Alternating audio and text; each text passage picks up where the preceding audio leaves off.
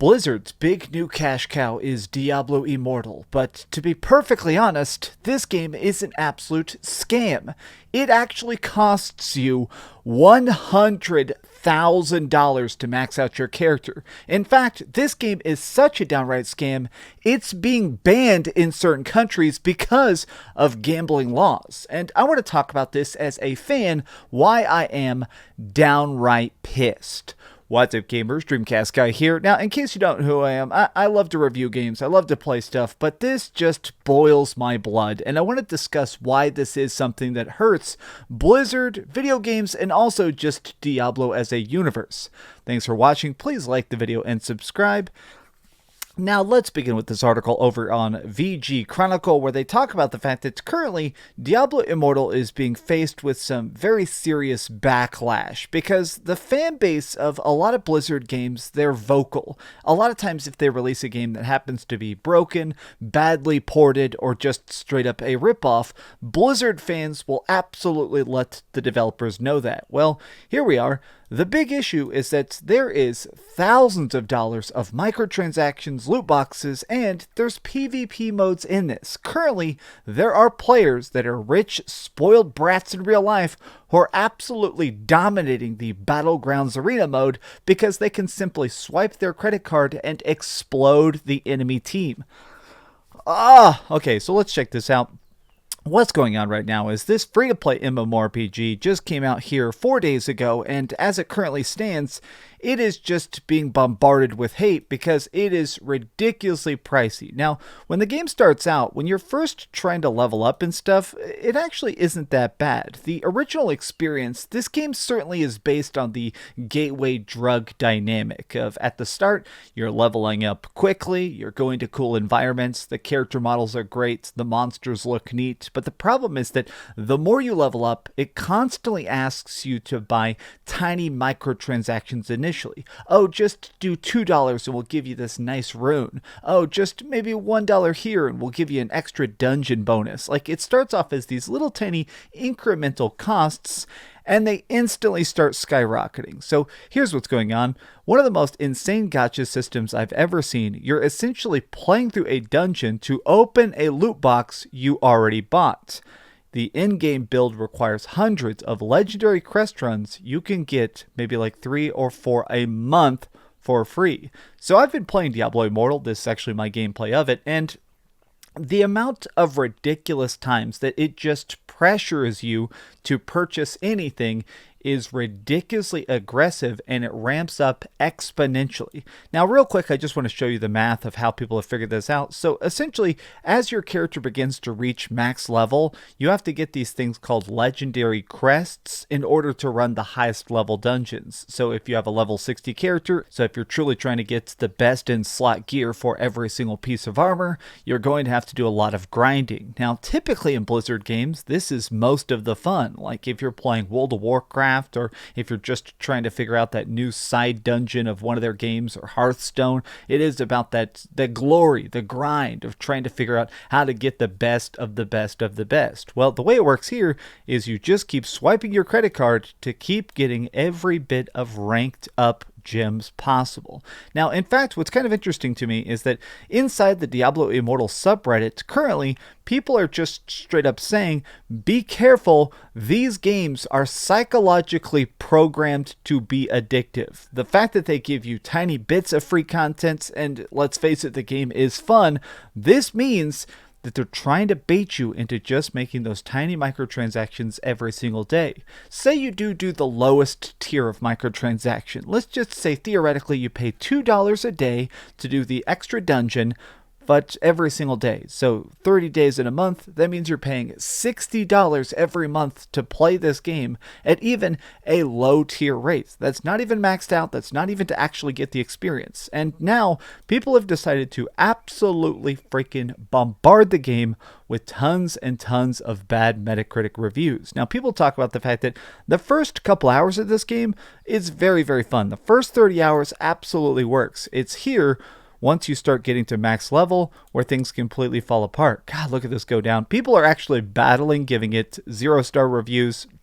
And then people here giving it 5-star reviews or highest. This is ridiculous. This game is leading you to a store. Stop listening to gaming shill sites. This is aggressive pay-to-win Diablo 3 Lite. And you know what? That right there actually focuses on why this aggravates me personally. I am a Diablo mega fan. Not only have I done things like when they were rumored to be announcing Diablo 4, I actually flew to California to see the BlizzCon reveal in person. I've played Diablo 4. I played the initial demo that they showed that day. But more than that, let me just pull this up. Check this out. I not only have all the Diablo art books, I have all the Diablo novels, I have all the Diablo games, I have everything complete inbox, including Diablo 2, Diablo Lord of Destruction. I am the target demographic for this game. I am the person that should not just love Diablo Immortal, this should be my dream project. It is an MMORPG based in the Diablo universe. This should be the fattest W of all time. But you know what?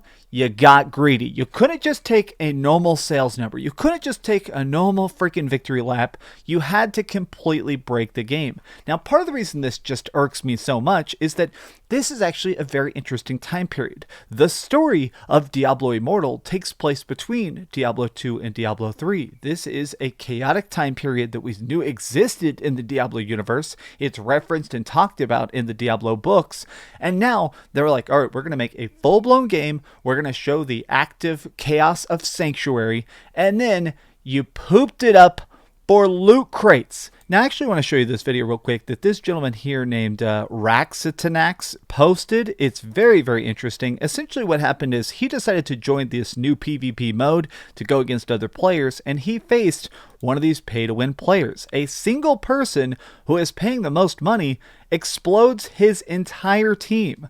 Look at this. Look, recommendations. This person paid more money and is exploding the guy who, not only is this guy good at the game, he is a full-time Diablo player. This guy plays Diablo all day, every single day to try and be the best of the best of the best. He is your typical Blizzard hardcore. That's what they call these people. And he got exploded by some stupid freaking moron. This sucks. This is not only unfair, it ruins the game. Blizzard, you did this because you think it's going to be more profitable. You did this because you think, well, this can be more long-term income. I hope this kills Diablo Immortal. I hope Diablo Immortal dies. I hope this game is a blemish upon the permanent Blizzard record. I hope people look back and go, hey, remember when they scammed us? Oh yeah, because that's right. This is legally considered a scam in certain countries. Check this out. So I translated this from Dutch. This is a Dutch website talking about the fact that Diablo Immortal will never be released in the Netherlands and Belgium because it simply is against their gambling regulations. The loot boxes are so predatory, they are so unfair, they are so ridiculously unbalanced, they can't legally be sold in parts of Europe. Maybe take a look in the mirror, Blizzard. Maybe when you wake up, Bobby Kotick, maybe just sit down and go, is this the scam artist I want to be? How many billions of dollars does it take to absolutely ruin a beloved franchise? Shame on everybody even involved in this project. Shame on the people defending this project. The people that are acting like, oh, it's not that bad. Oh, people are just complaining. It is that bad. It deserves the hate. And if you're defending this, please touch some grass. Play a real game. Look, as much as people poop on Diablo 3 for being easy, at least Diablo 3 was a one-and-done cost. You bought Diablo 3, you level up in Diablo 3, you have fun in Diablo 3, and then when you want to put it down, it doesn't ask for your credit card. It doesn't pressure you into stupid daily freaking microtransactions. What a waste. What a waste. Well, this has just been an off-cuff talk because, honestly, I'm aggravated. Thanks for watching, gamers. If you enjoyed this video, please give it a like, share it with your friends, and go to the Metacritic. Give this thing a big ol' 0 because it deserves it. You guys rock. Please keep dreaming. And subscribe. Oh my god. What a disgrace. Thanks so much for watching that video. If you want to see something else, you can always click this link to see what I put up last, or, subscribe and see what's coming up next. Also, I promise that whatever I do, it'll try not to suck.